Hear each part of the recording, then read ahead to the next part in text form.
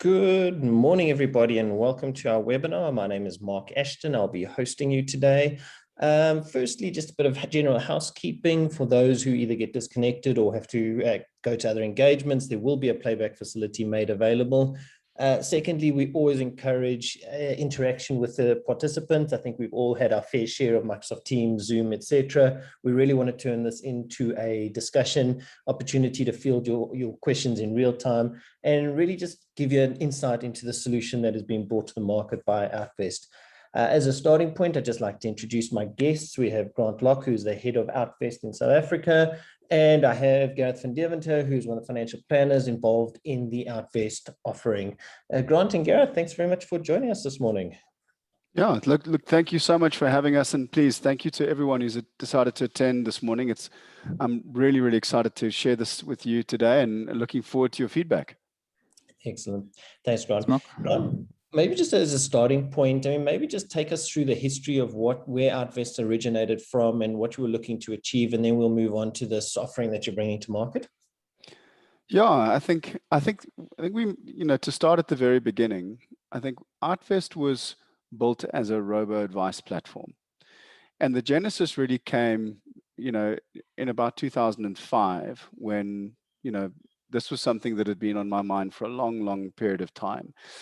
And I think when I was working at Schroders as an asset manager, what I realized is an asset manager has got no idea about what the end client is trying to achieve. And what that means effectively is that our value chain, the way that we deliver investment services, is broken up into lots of little pieces. And each of those components effectively don't have a strong relationship with each other. The LISP, the asset manager, the unit trust, et cetera, all of these elements are all brought together to create a financial plan by a financial advisor. And I thought that at the moment, whilst this was the way that the industry operates and has operated for many, many years, I think in my own head, when we designed OUTvest, the idea was to create OUTvest where the client's objectives are the central to the platform. So the administration, the investment management, the disclosures, the algorithms, the ongoing advice is all centered around helping a client to achieve an objective. And in that way, it wasn't necessarily designed with a channel in mind. I think the starting or the sort of the core of robo-advice was always felt by financial advisors that this was going to disrupt their existing channels. The way that I felt about robo-advice was actually it was channel agnostic. In fact, prior to OUTvest, the concept that we were working on was a robo-advisor for financial advisors. So the concept of robo-advice is not linked to a channel. And so when we put OUTvest together, the idea was to turn the industry on its head and to focus on getting a client objective. And over the last 3 years, we think we've actually achieved that. In fact, I'll share some stats with you later on that shows you how we track every single contract on our platform versus their objectives and whether or not they achieve them. So we're very, very proud of that statistic. And I think that as we've built out the technology, we've now got to a stage now where we can handle multiple channels using the same core advice algorithm, the engine, the investment products. And what this is able to do for financial advisors to help them scale their practice. But I'll give you a lot more detail on how we do it. So this is really, for us, the thing we've been working on for many, many years. And I guess we've chatted to people like Warren Ingram and Anthea Gardner. We chatted to them probably 2 or 3 years ago when we started this. And people like Kevin Hinton as well around moving this type of technology into the world of financial advisors. So yeah, that's my story. When you and I spoke about this, and we've kind of walked a journey over the last couple of years. There was a lot of question marks about whether or not robo-advisors would ever actually take off in South Africa, particularly with the deeply entrenched financial advisor market. Have there been any key learnings over that period of time about how whether or not robo-advisors are actually sustainable in the South African market? And any other thoughts around what you've learned or unexpected achievements that you've seen over the last couple of years? So I think we look at the structure of the South African advice market. Actually, a relatively small amount of consumers have access to financial advice. That's the starting point. I think in the old mutual savings and investment survey that was done a few years ago, probably about 18% of working metropolitan adults have access to a financial advisor. So whilst we feel that there is this as almost like a disruptive element to this, the reality is that we sit in a period now where there is not enough financial advice to go around. And I think for certain sectors of the market, a direct robo-advisor will be a good solution where they've got simple needs. The other thing about robo-advice, and one of the things we've learned over time, is that it is exceptionally difficult to build an advice algorithm.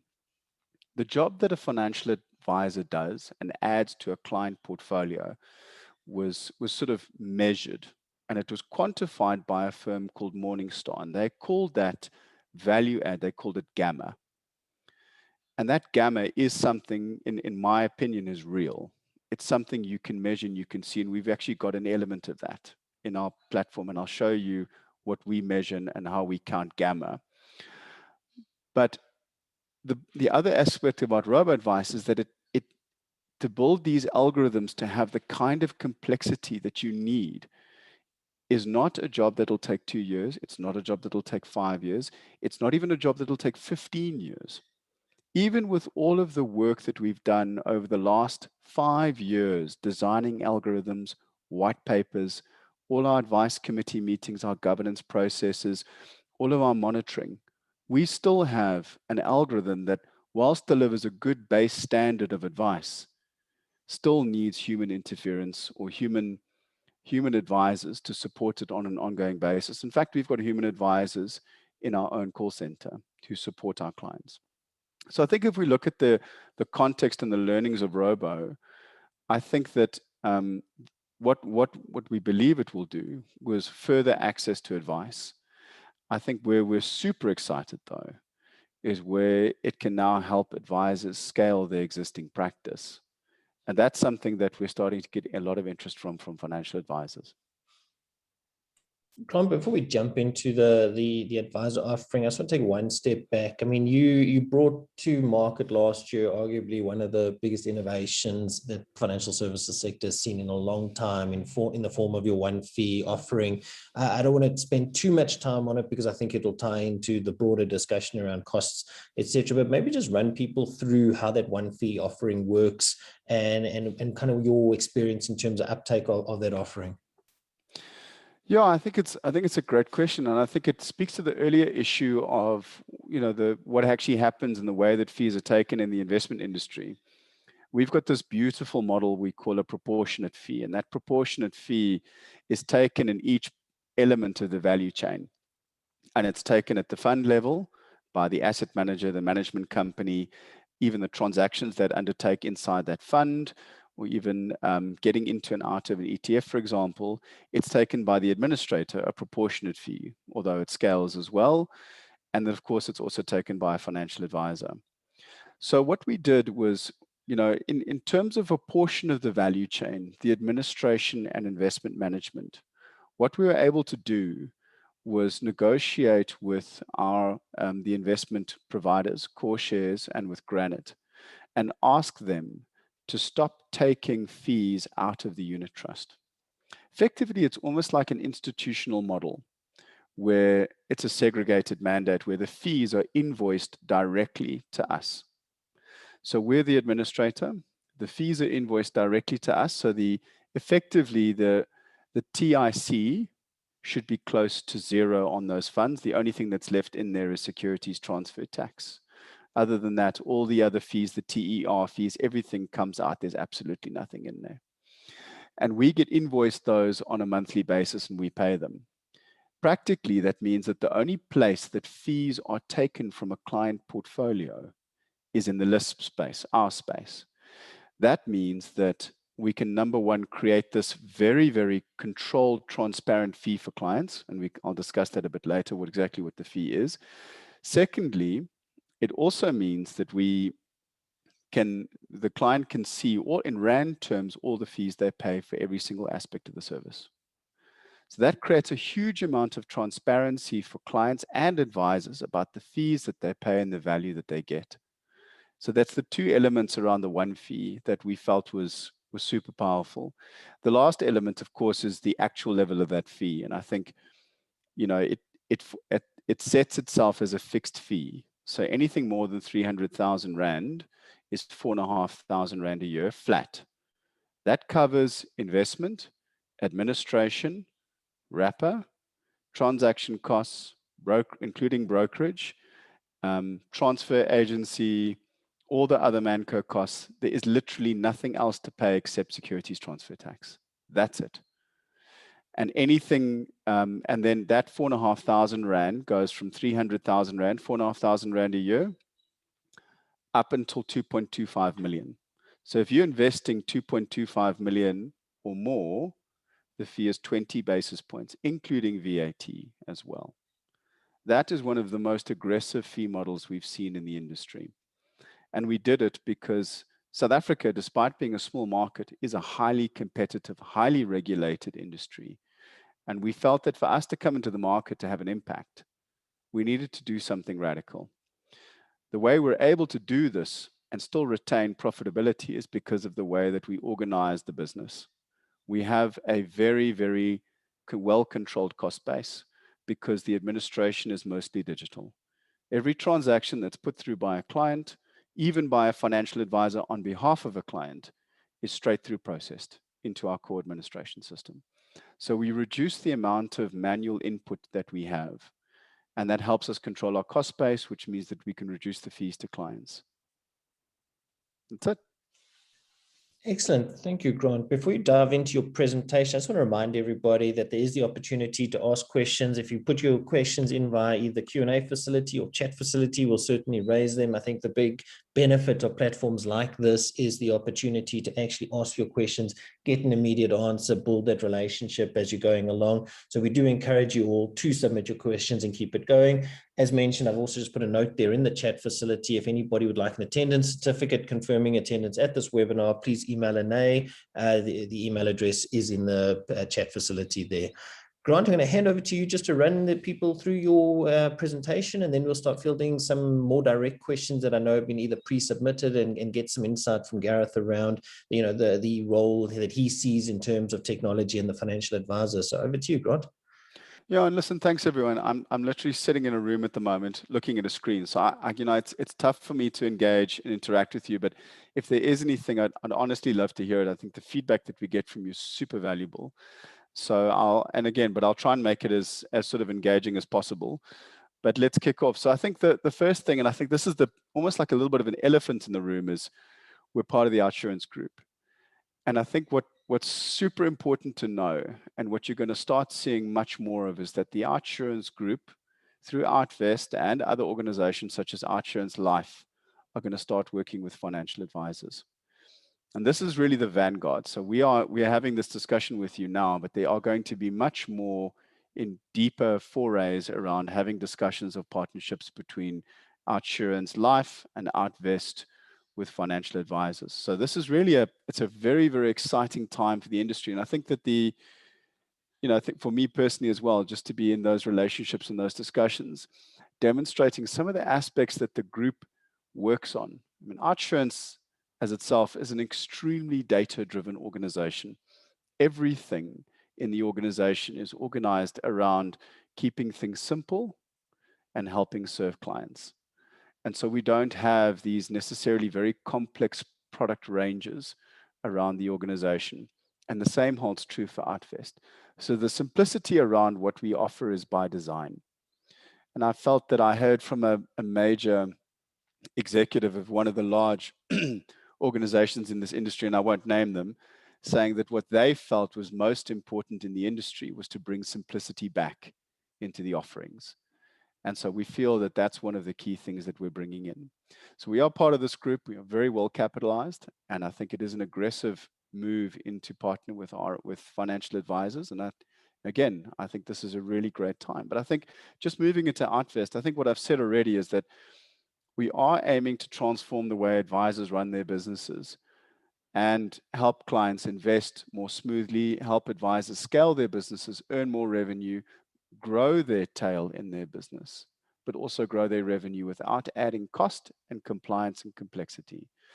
And we do this by using our outcomes focus, the focus on a client objectives. That's what we call our outcomes. Now, we've got the Preservation Fund, Retirement Annuity, Tax-Free Savings Plan, and Voluntary Plan at the moment. And we are going to be adding a living annuity, hopefully in the not too distant future, although we haven't yet set a date for that. So we are growing the product range and the elements that we're using under robo-advice. And this is really the bit that's very, very exciting to me. What makes us unique, I think, is where we use robo-advice or automated advice. So what automated advice does is that it transforms the client objectives into a standardized entry in our systems. So we understand a client's outcome. We understand what the wrapper the client is in, the time horizon the client's investing for, other aspects such as depending on the product that they choose, their income or their short-term debt levels or their cash reserves, etc., etc. We understand all of the disclosures around the product that they're in. And then also, in addition to that, now that we've got this investment plan that's now sitting in a database, because we're also a list platform, we can also track now every single day the progress against those objectives. Whether the debit order came off, was the debit order in line with the instruction that was originally set with the investment plan? Has the client amended the investment plan? Has the fund changed? Is the client tracking the goal, or is the client not tracking that investment goal? What is the expected income in retirement? Are we going to inflate that income this year on the anniversary of the policy and of the contract inception? All of these aspects are now things that we can start to track because we've got automated advice data and investment administration data sitting in one database. The investment management, the market return that we give also obviously influence that because it changes the value of the client's portfolio on the list platform. That now also comes into play when we start to track investment progress against their outcomes. So that is one of the key aspects that we feel is a differentiator. Now, how does that help financial advisors? That's part of ongoing advice. It's a huge part of helping a client achieve an objective. When you set a target up front, tracking that target every single day, whether the client's on track or not, helping them get on track again, including it in the automated annual review process that we send to clients. That's the bit that we feel will be the next element of innovation in the financial advice market, supporting advisors. Now, that does not necessarily mean that this system can handle everything. This is done at a product-specific level. So this is not a holistic system in terms that it handles all aspects of a client financial planning and their life. It is purely around within a product selection basis. So what do we do for advisors? If we were to kind of handle these things in a very, very tight element, ultimately it's around outcomes-focused investing, which does a lot of the work around helping with the ongoing advice, and the technology that we've built supports in terms of the reduction of compliance, administration efforts, et cetera, et cetera. We also offer that single sitting digital process. That means that when you sit with a client, or you can do a Zoom call with a client, or you can even send a client a link and they can complete on the white labeled robo themselves with your branding on it. They are getting an automated advice process that is compliant with regulation. So Section 38 of BN 194. It also means that all of the disclosures are done up front. You build the investment plan, all the product disclosures are customized. In addition to that, the Cat 3 onboarding is handled in the same process. And at the end of this process, we generate the record of advice and the Cat 3 mandate, and that is electronically signed in one go. And lastly, there's no FICA documentation to upload at all. We handle all of the FICA stuff in the background. We do bank account verifications, we do identity checks, et cetera, all of that happens in the background without you as the financial advisor having to do it. We even handle Section 14 transfers on behalf of financial advisors, or the admin. On the multi-distribution channel, so again, maybe just to say now all of a sudden, once a financial advisor is finished with the client, the administration is done. That should free up a hell of a lot of time for a financial advisor to focus on building their relationships.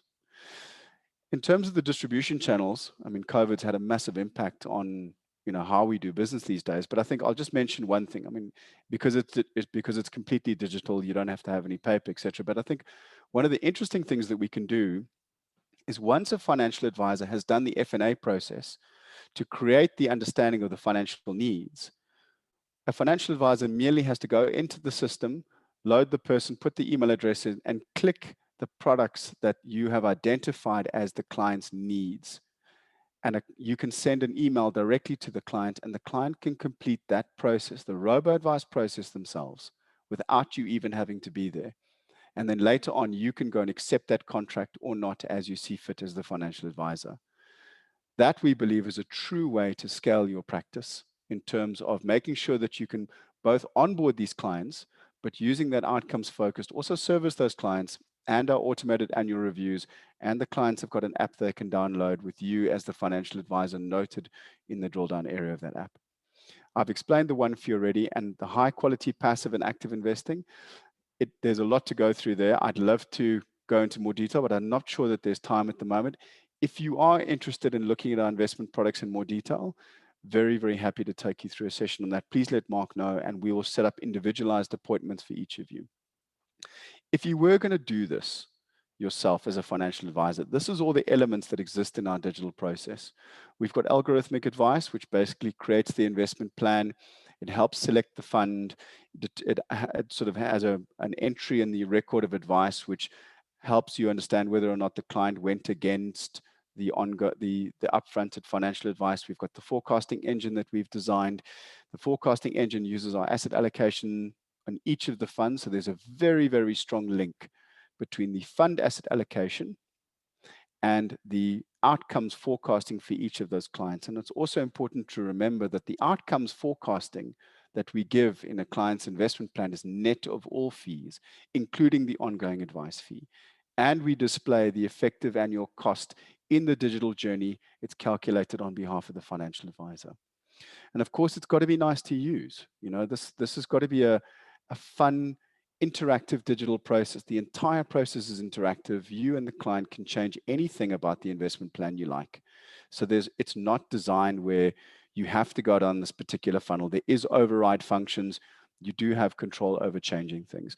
Lastly, one of the aspects is disclosures. So we need to make sure that we help you in terms of supporting with all the required disclosures that are needed in terms of a compliant digital process. We handle the onboarding. The signature is digital. And of course, thereafter, once that outcome was determined in the digital journey, it's tracked on the platform. So this was the slide that, for me, is probably the most important element of the entire business. When I talked about Gamma and the value of financial advice, a lot of the industry or parts of the industry for a long period of time have felt that the return that you get from a portfolio is the value that a financial advisor adds. When we design the investment portfolios for OUTvest, they're designed to work as a gearbox of investment risk. They're designed to be incredibly efficient. They're not necessarily designed to outperform the industry. We don't have a bunch of CFA charter holders running around interviewing management and doing portfolio construction. It's a simple strategic asset allocation process. But what's interesting here is that despite us having that investment product, over 82% of all investment contracts that have started and have finished on our platform, so this is real data. So when they started investing to where they finished investing, 82% of them achieved 90% or more of their outcome after fees. That's because we have an efficient investment process, but also the outcomes that are forecasted are net of fees. It's in addition to the fact that we have a conservative estimate of the outcome that's going to be forecasted. We also have an ongoing tracking service as well, where the client can update their targets depending on whether or not they're on track. So you don't wait until the end of the investment time horizon to see whether or not the client has achieved this. And this, to me, is really the true value of financial advice. This is what a financial advice process does. And this is the bit that I'm really excited about. Just in terms of the funds, very quickly, I spoke to the element of simplicity. We do like to keep things simple. So we have only got 5 funds on our platform. These funds have been going on the platform now for more than 3 years. And to the end of February 2021, over 3 years to the end of February 2021, each of these funds have outperformed more than 50% of their peers using Morningstar data, using the oldest share class and using the reflective peer groups for each of the funds. So again, if you're interested, I can send you this data if you'd like, but we're very, very proud of the performance of the funds. And one of the key reasons it's so is not because we're brilliant asset allocators. We worked in conjunction with core shares and S&P Dow Jones indices, but because it's efficient and simple and low cost. So, actually, I didn't even realize I'd included this, but here is the fund performance against peers. And you can see in the last column, the green numbers show you the percentage of the peer group beaten for each of the funds that we have on the platform using live Morningstar data. So very, very proud of this result. Just in terms of the one fee, I think I've explained this already, but just to say that I'm rather going to go through what the one fee actually is, just to take you through it again. So again, for anything less than 300,000 Rand in value in the contract, the fee is 1.5%, including VAT, transaction cost, investment and administration, product wrapper, no penalty costs at all. After 300,000 Rand until 2.25 million, the cost is 4,500 Rand a year flat. So if the person goes from 300,000 Rand to 1 million Rand in contract value, the fee is still 4,500 Rand a year. That means that the fee at R1 million is 45 basis points. At 2.25 million Rand, that fee is 4,500 Rand a year. So as that fee is 20 basis points, and we fix it at 20 basis points because, well, the reason we fixed it at 20 was because we couldn't stop out the transaction costs in the funds. That's the reason why. So that's in a very, very aggressive fee model. And that's it. I think that's all I wanted to go through in terms of an overview of what we offer for financial advisors. And if there are any questions, I'd love to hear them.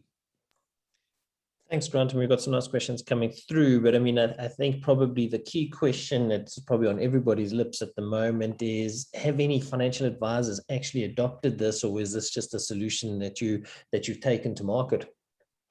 No, it's a great question. Actually, we've got a lot of interest at the moment. We have got Warren Ingram from Galileo Capital. They are using the technology and have been since September last year.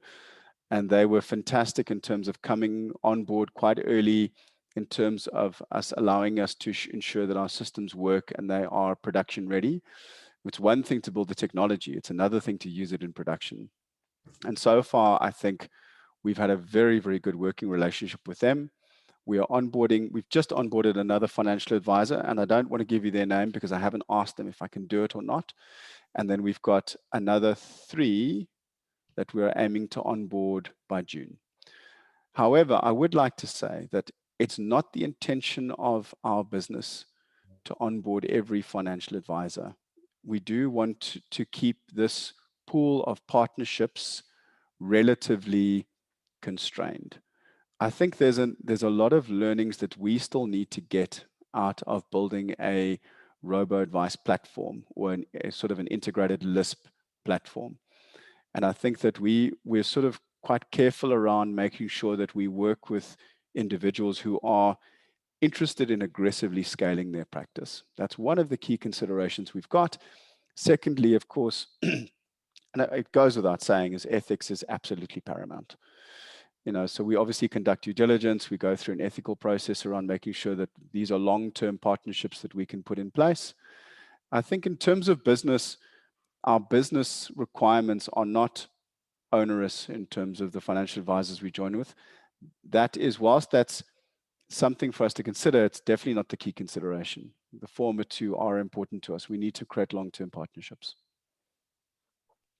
Gareth, I want to maybe bring you in here. I mean, I've spoken a little bit off air around this topic, but I mean, where do you see the role of technology and the financial advice practice? Where are the opportunities? Where are the threats? I mean, what kind of jumps out at you when you listen to this with your financial advisor, financial planner hat on? Thanks, Mark. I appreciate the question. Thanks, and hello, everyone else. So I think technology has never really been anything new in our world to a large degree. I mean, we've always had spreadsheets in our computer programs and software and calculators and all those things that we've always been using as financial planners for quite a long time. I think with technology now, it's actually getting faster and easier to use these days. And you are actually able to bring the human advisor and all your technology almost into one sitting these days. Okay, if you look back at the past, generally you'd have to sit with the client first, gather all the information, then normally take the information you have back to your programs and your computer systems and your technology at home, draw up a proposal, then try and phone the client again and make another appointment. That could, couldn't happen the next day. It could happen a week later, whenever you actually get hold of the client. Now with technology, you can actually have one sitting with all the information that you need in one go. So when you're doing projections and tweaks and financial plans, they're quite instant. You are able to discuss them in more detail. You're able to alter the outcomes. You're able to tweak and adjust right there and then. And what I like about that is then that evening, the client goes home and is really thinking about what he's seen or what she's seen in the proposal that they've been given through technology. Whereas in the past, they'd be waiting for you. But that waiting period, sometimes you lose momentum a little bit with the client, and the client gets a little bit less engaged later. It's almost if you have to start again, because now that you're presenting the plan at a later stage. So technology definitely is a place to be. I also think now, if you look at COVID and all the rest of it, those that were able to use technology properly and to their advantage, we're never going to lose any clients in this difficult time. And especially in a time like this, clients needed you to be present. They needed information. They needed to know that they can trust you. They needed to know they have a relationship with you. So I've just seen with the evolution of technology, as I said, it's always been there. I just think we're now finally at a point where this industry is able to use technology quicker, faster, and better in one sitting. And I think ultimately the speed and the accuracy of sort of the calculators you're dealing with and the skill of the human advisor all bodes well for this industry. And I think this industry was a little bit long overdue to start bringing technology into the game. And do you think is a threat to financial plan? I mean, we often, it was very much the same as the active versus passive debate many years ago was, robo-advisors are going to be a threat to financial advisors. I mean, I know Grant's obviously put it through a presentation which shows how they can be complementary, but, the reality is somebody saying, is this technology ultimately going to creep into my traditional advice realm and end up taking over the role that I'm playing? I mean, how would you respond to somebody who has those concerns? So I think that's a good question, Mark. So I think if you actually just look back, if I recall about 5 or 6 years ago, probably around about there, the whole robo replacing the human advice kind of conversation burst onto the scene. And I know the Financial Planning Institute as well also try to tackle the topic and discuss what is the threats. But I think more at the time, there was a nervousness about the role of the human being taken over by technology. And I think 5 years later, what we have noticed and what we've seen is, I think the human advisor will always have to be present. And I don't think, in my opinion, technology will ever be able to replace the skill and the human touch and the personal element that a human advisor actually brings to the table. What I do see technology doing is able to allow you to build relationships better and stronger with the clients that you are serving. So it's actually freeing up more of your time from the mundane, like administration and that kind of thing, to allow you to actually focus on the client's relationship building and understanding them deeper and cementing relationships with them. So I don't think technology or the robo-advisor per se, if we look at that definition, and I almost don't even like that term. I actually prefer the term automated advice. It sounds more complimentary because it actually assists the human advisor instead of having a robot. It's like a Terminator kind of scenario where people thought, oh no, here come the machines and humans are not going to make it. There are instances where the technology probably does a little bit of a better job, but the presence of the human advisor is always there, and I don't think it will be a threat going forward. And I think through the last 5 years that we've seen with OUTvest and we've launched, we've actually noticed the need for human advisors. And I think in retrospect, that is also why when we launched the business, we launched with a call center with skilled human advisors as well, to know that I don't think people are ready just for a complete digital experience. They just want some comfort to know that the human is there. So I don't see it as a threat.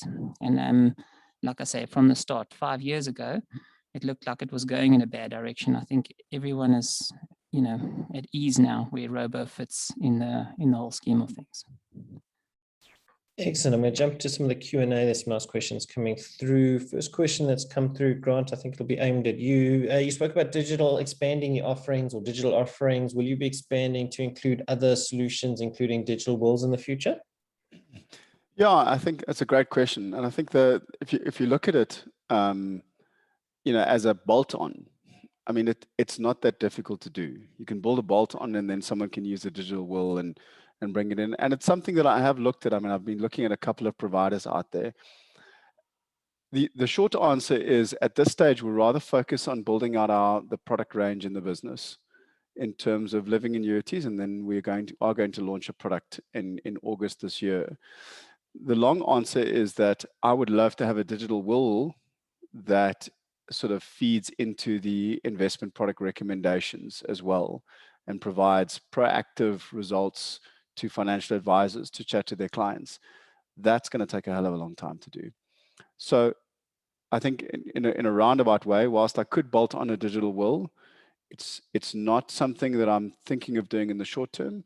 I would like to do it in the longer term. And if my dream came true, I'd love to start to map the digital will into the investment product recommendations. Thanks, Scott. There's a question here that's asking, why do you limit it to the 4 funds that you've got at the moment? I mean, is there the opportunity to use your model to go into other funds, or is that part of the roadmap, or what are your kind of thinkings there around the funds and the options that are available to investors? Look, it's a fantastic question. We've been asked that question a lot. And I think we've done quite a bit of soul searching there. I mean, that's actually probably been one of the most difficult questions when it comes to dealing with financial advisors.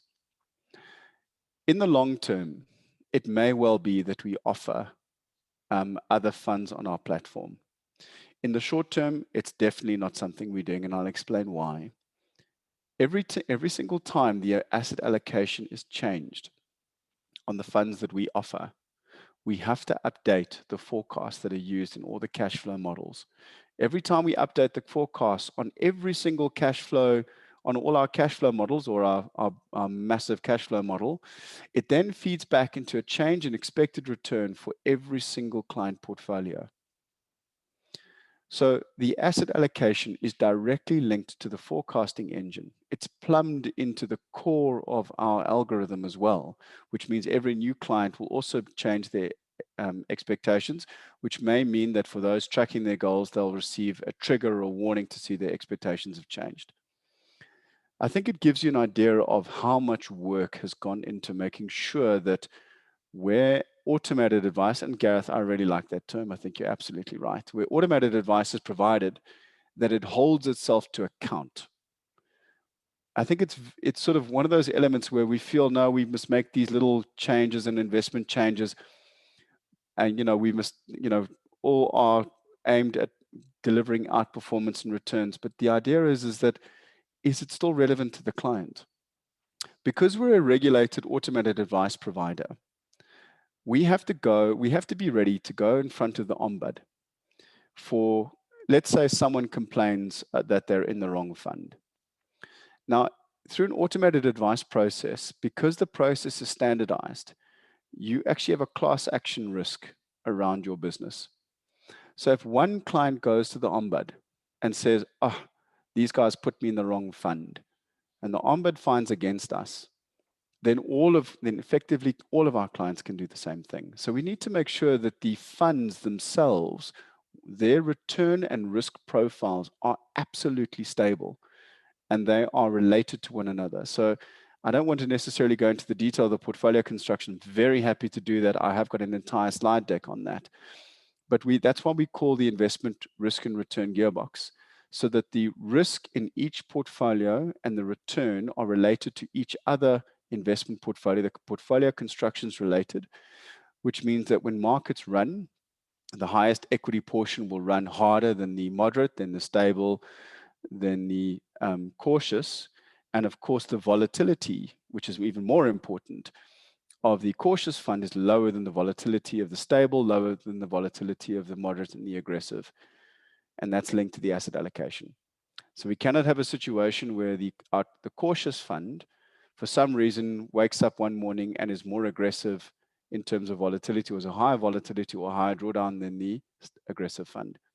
That's the work that goes on behind the scenes to make sure that the advice offering is sacrosanct. So I'm sorry, it's a very long answer to a very simple question. I would love to do it at some point in the future, but even then, making sure that we can continue with the outcomes process is something that we've got to be very careful of. Thanks, Grant. I'm going to direct this to Gareth, but Grant, you might also have some insight around it. Gareth, I mean, this question about the profile of the existing OUTvest client base. I mean, one, have you got any real data around what that looks like? And two, I mean, there's often a perception that, you know, the robo-advisor, because it effectively competes on cost, is very much an entry-level type client, the person who's just starting out on the investment journey. I don't know if you've got any thoughts around, you know, what is the profile of your existing client base and whether that's changed, particularly since you kind of moved from the goal-based savings to introducing offerings like the retirement annuities, etc. It's a good question, Mark. So I think I'd prefer if Grant can come in there as well. But before he does, just to address that question, I mean, when we're looking at the robo-advisor or the automated advice that we offer, it really does cater for all groups and all walks of life, actually. I mean, people in their 20s right through to people in their retirement years. Obviously, when we first launched, we just launched with the tax-free savings account and the voluntary plan, which is a straightforward unit trust. But as we evolved and introduced the retirement annuities, we actually started getting a whole lot of momentum and also targeting a bit of a different clientele, if I can put it that way. But what we have noticed and what we've seen is that the robo-advisor can actually cater for all those fields and all those various client profiles. So what I've also found useful as well, and in looking at it maybe from an advice or a use of technology perspective as a financial planner, is we are able then to have young clients and old clients on the book. Okay, when I say old clients, older clients, more needy clients, if I can put it that way, where the younger ones actually can run and do their own thing because they like technology. In fact, the bizarre thing is if you aren't able to offer some kind of technology to a younger type of client, they almost don't trust you as an advisor these days, which is quite crazy because they don't even worry about the relationships. They just want to know if they can get online, do it themselves kind of thing. So we have that offering. So your smaller or your younger base can actually grow and build up with you over time, which actually frees up some time for you to start dealing with your more, can I call them your needy clients, your clients that actually require more of your attention. So your older kind of clients. So it really allows the flexibility in the business across all kind of profiles. And I think Grant will go into a little more detail possibly on data that we have. Obviously, we're a database company, so we are able to extract and run data on all kind of clients. The wonderful thing is we're able to actually learn a lot quicker and a lot faster about the clients in the various age categories and the various profiles through the data that we actually have as well. So I just want to leave it there, but I just wanted to reiterate that the robo-advisor actually allows you to almost focus on many different kind of clients in your practice. And it allows that ability for you to create longevity as well from the older clients or from the younger clients right through up to your older clients. Grant? No, thanks, Gareth. I think just on the actual the client, I think what we've seen, funnily enough, is there's a product component. So when we launched initially, the messaging around goal-based savings attracted quite a young audience. So that was, I think the average age at that time was 50-50. The male-female blend was, funnily enough, spot on 50-50. So we had 50% male, 50% female customers, and then we had the average age was somewhere around 30. Now that we've launched the retirement annuity, the average age has drifted up really sharply now. That average age is now sitting close to 40, and we're starting to get a slight male bias in the book at the moment. And I think the other thing is, so whilst, when we're trying to tie back robo advice as a channel to a particular age group, there is definitely something in there, right? So there's a behavioral component around instantaneous, just get it done. I've got time for one setting, etc., etc. And that's one of the things that we feel is going to be a great benefit to financial advisors. But there's also an element of age groups that require certain products. As you get older, you require, and I think as Gareth put this out, Gareth deals with a lot of our higher net worth clients in our business.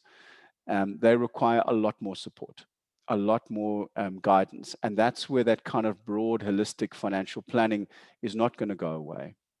As I said, we don't have an algorithm that can provide holistic financial planning. And, even the experience that we've had today, even delivering ongoing financial advice in a automated advice process is exceptionally difficult. The complexity is absolutely mind-blowing. And I see it's going to take us a long time to get to a point where even basic holistic tasks can be done at a good quality or good standard. So I think that, there's lots of points around, tying a robo-advice back to a particular segment of individuals. And as I said before, I think the problem in South Africa is that there isn't enough financial advice to go around. That's really, I think, the major issue around our sector. Thanks, Grant. I'm cognizant of time here. I think these are the main questions have been answered. I think you've delivered quite a comprehensive presentation. So I'm going to wrap this up in the next minute or so. Grant, maybe just some closing comments, anything from your side in terms of people engaging with you or any other points that you'd like to just get across? Yeah. In truth, we've actually got quite a, in terms of when we do one-on-one presentations, we'll take you through the actual system and how it works. So if anyone's interested in looking at the real system, you don't have to listen to me droning on about the theory. I think it's far more useful when people can actually see the system and then they can get a feeling of whether or not it will work in their practice. So if you are interested, please get in touch with us. We would really, really love to do that live demonstration for you. And thanks you very much for your time. Yeah, thank you, Grant. Thank you, Gareth. It's been great to host you today, and we appreciate everybody joining and asking the questions. And as mentioned, we will circulate a playback link for this presentation. We're happy to set up any meetings if you are keen to engage with the OUTvest team. And as ANA will also be able to offer a attendance certificate as well. So, ladies and gentlemen, thank you very much for your time. Hopefully you have a good Thursday, and we look forward to chatting to you on our next webinar. Thank you very much, everybody. Thanks, Mark. Thanks, everyone. Thanks, everybody. And thank you, Mark, for all the work you've done here. I appreciate it.